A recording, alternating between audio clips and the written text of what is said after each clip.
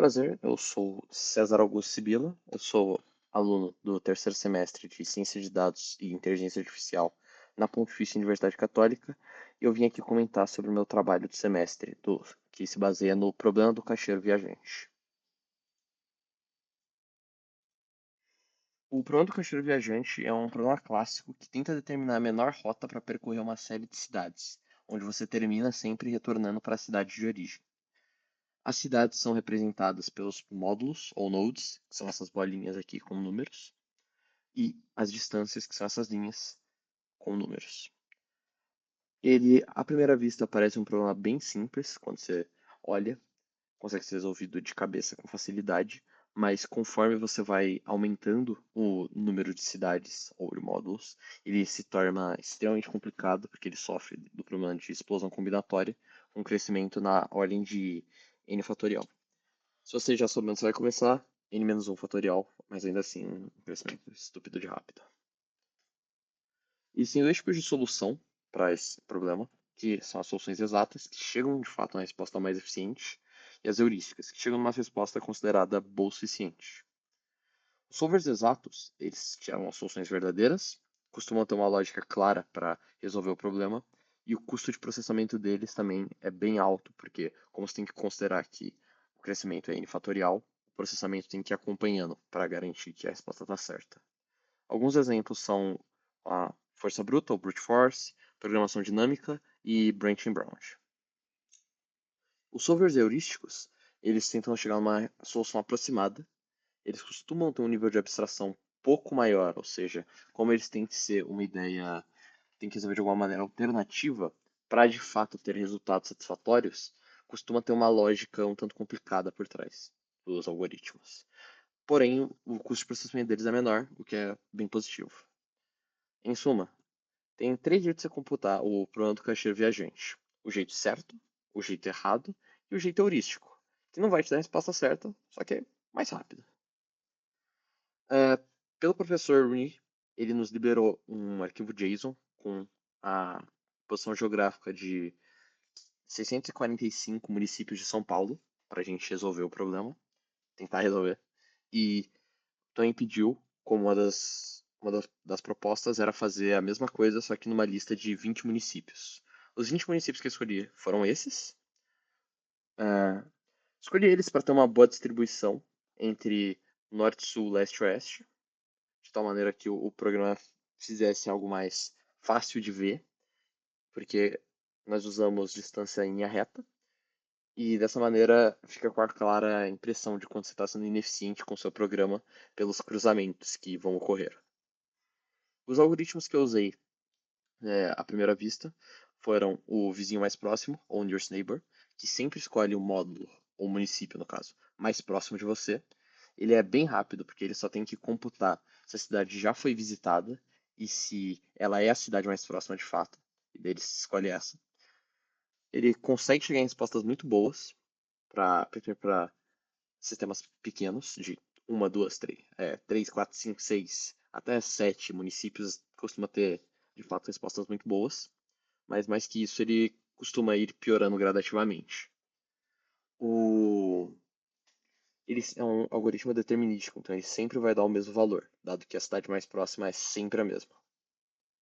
O Random Walk, que é completamente aleatório, ele vai te levar aos piores resultados com muita facilidade, porque como ele escolhe aleatoriamente, a chance dele só dar um número do outro lado do município, do outro lado do estado, é muito, muito grande. Mas ele sempre tem aquele valor minúsculo de poder acertar. Para você ter noção, com esses 20 municípios, você tem mais chance de. Você tem 121 bilhões, 645 milhões, 100 mil, 409 vezes de ser atingido por um raio, 2 bilhões, 429 milhões, 798 mil, 699 vezes de ganhar mais chances de ganhar na Mega Sena, ou você pode só rodar uma moeda e tirar cara por 56 vezes consecutivas. Eu poderia também fazer a conta de quais as probabilidades desse sistema acertar de primeira o desafio de 645 municípios, mas o Google simplesmente decidiu que ele não vai computar. E eu entendi então que não é uma boa abordagem para se tentar resolver um problema desses. Por outro lado, também, você pode ter o Random N Neighbor, que escolhe uma das X, ou N no caso, municípios mais próximos. E dessa maneira ele mistura o que você teria no Nearest Neighbor, de ter um número legal, ter uma quantidade legal de distância, nunca extrapolando muito para escolher valores irreais, ao mesmo tempo que ele também aumenta o seu leque de opções e pode chegar a respostas melhores, em alguns casos, não ficando preso no, não ficando preso em valores específicos por causa de algum estado, algum município muito próximo do outro. Uma frase da Madame du Deffand é que a distância não é nada, é o primeiro passo que é difícil. Então eu quero mostrar aqui para vocês um pouquinho do meu código.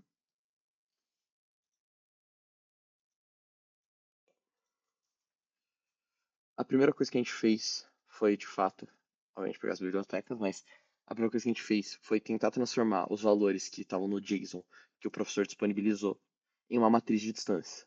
Uma matriz de distância que é representada no Python como uma lista com diversas listas, onde você tem a cidade 0, 1, 2, 3 e por aí vai.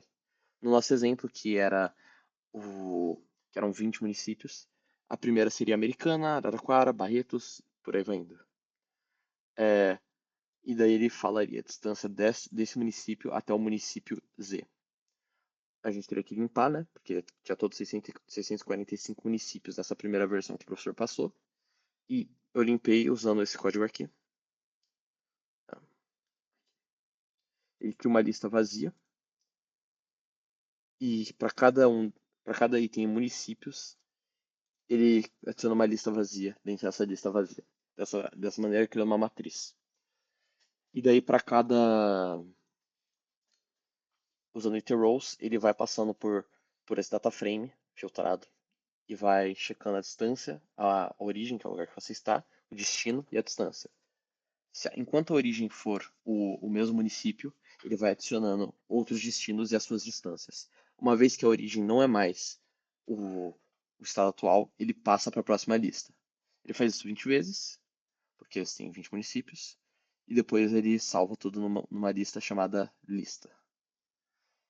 Uma vez que isso aqui está feito, a gente pode ir para os nossos solvers, que eu já comentei com vocês.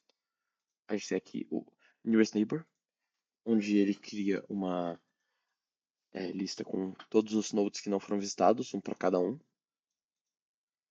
E daí ele fica loopando, ele fica várias vezes calculando se se o node X, o próximo node, é mais próximo ou não. Uma vez que ele sabe que ele não foi nesse node ainda, e que ele é o mais próximo, ele escolhe esse e ele repete isso várias vezes. E depois disso ele armazena tudo em tour. Ele sempre armazena tudo em tour, que é para saber o caminho percorrido. E ele fala a distância total percorrida. Aqui temos a mesma coisa com o random walk, que, como vocês podem ver, ele pega aleatoriamente de neighbors, que é sempre uma lista feita por n, que você define quando você for chamar ele.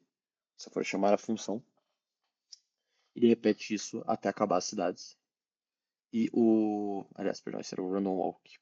Confundi. Esse aqui ele só vai pegando aleatoriamente da lista. E eu loopei isso um número bem grande de vezes para ter um resultado, pelo menos, não completamente horrível.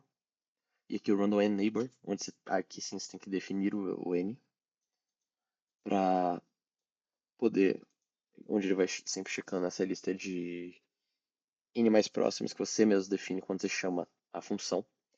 E aí ele chega na sua resposta também, salvando em tour e te mostrando a distância. Bom, mas com esses três aqui feitos, isso aqui foram os resultados. Eu usei o Poplin para fazer esse gráfico. Onde o pior random walk foi o que a gente estava esperando, que era o mais longo possível, com 5.895 km. Aqui seguido por uma ordem um pouco estranha do Random 5. O pior do Random 5 ter sido melhor do que o pior do Random 3, onde te mostra que com um pouquinho de sorte esses valores já ficam bem estranhos, mas provavelmente se eu tivesse soltado valores maiores, eu usei 100 mil, eu rodei 100 mil vezes o código, e comicamente isso aconteceu, mas provavelmente se você for, conforme você vai aumentando, alguma hora você vai achar um caminho muito pior com os 5 vizinhos mais próximos. E agora para os melhores, o Random Walk conseguiu uma distância de 2.431 quilômetros, que é bem estranha, né? Não é boa, não é completamente terrível, é uma distância ok.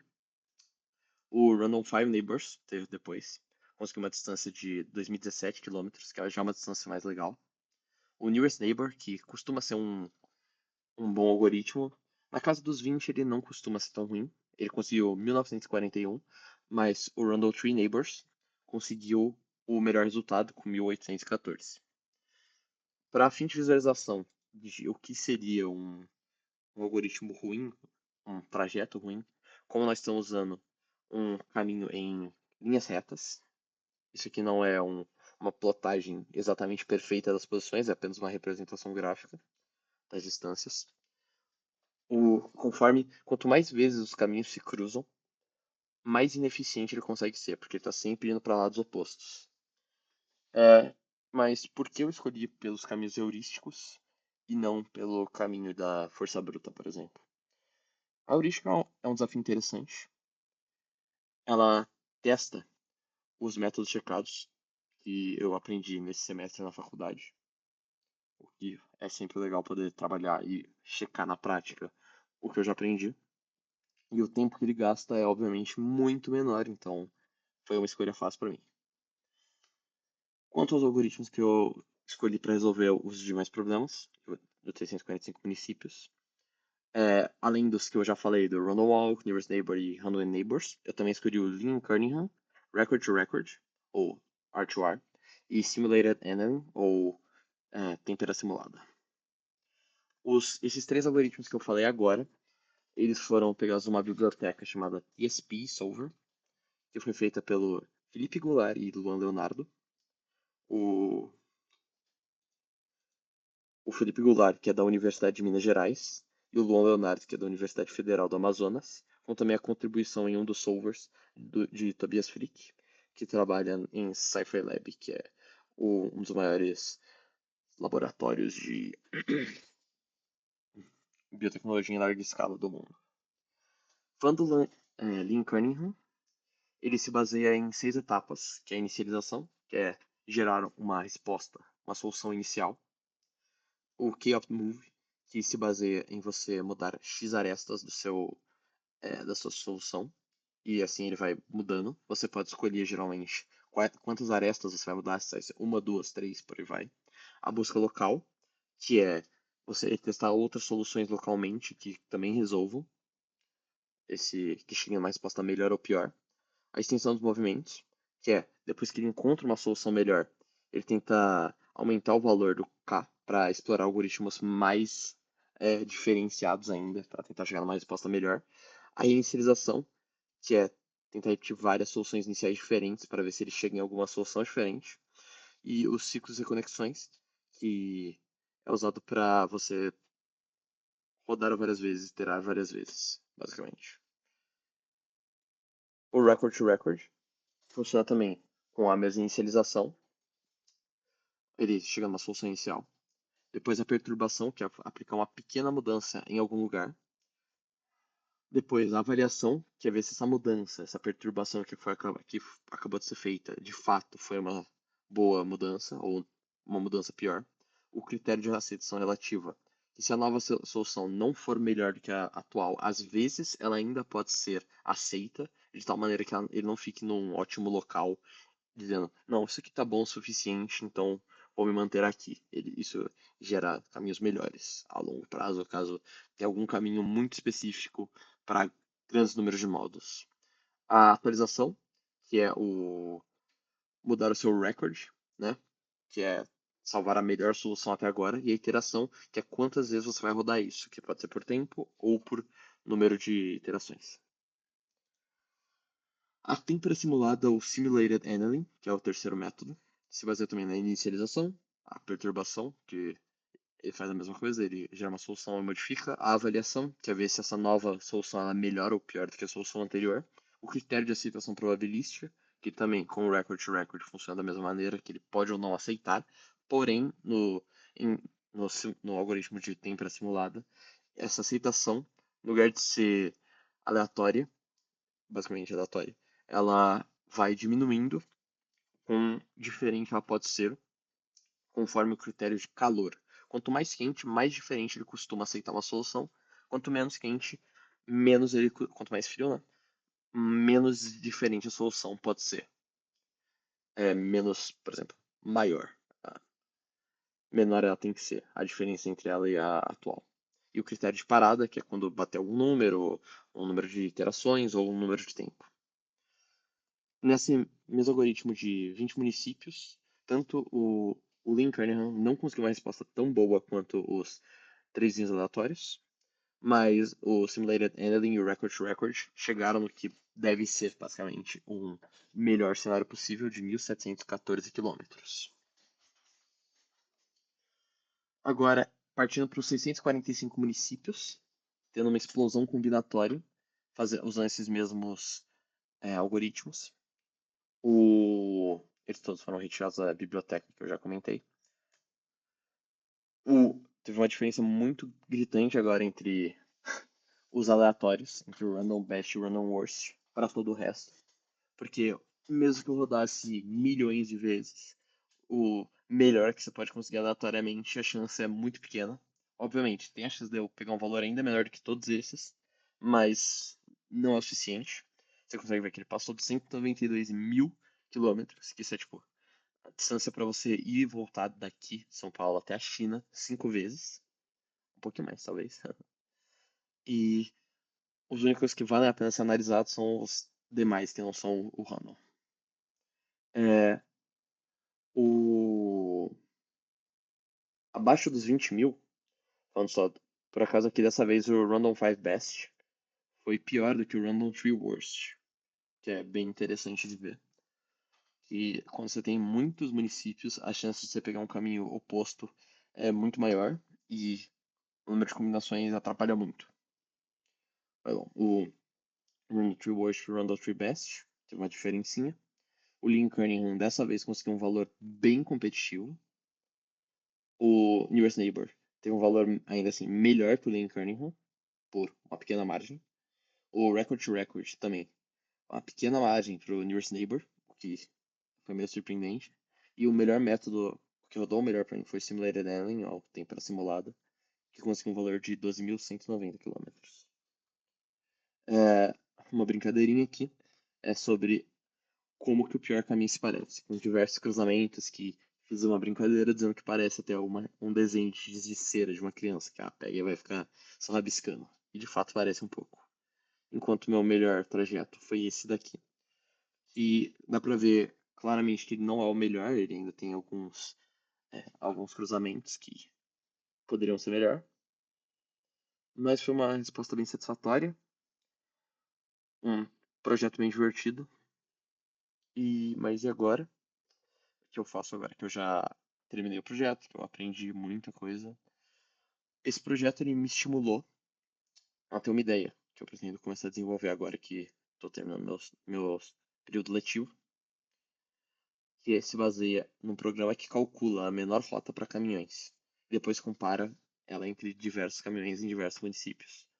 Uma vez com isso feito, você pode também, colocando valores como carga, ele pode calcular qual o melhor caminhão para o trajeto, que vai consumir o mínimo de gasolina, que vai estar no local mais próximo. Dessa maneira, os transportadores podem tentar diminuir tanto os gastos dela quanto a pegada de carbono emitida pela empresa. Dessa maneira, também o rastreio fica bem mais prático. Bom, mas esse foi o meu projeto desse semestre, na disciplina de otimização e simulação. Eu agradeço por todo mundo que assistiu até aqui. Dúvidas pode deixar aqui embaixo e muito obrigado.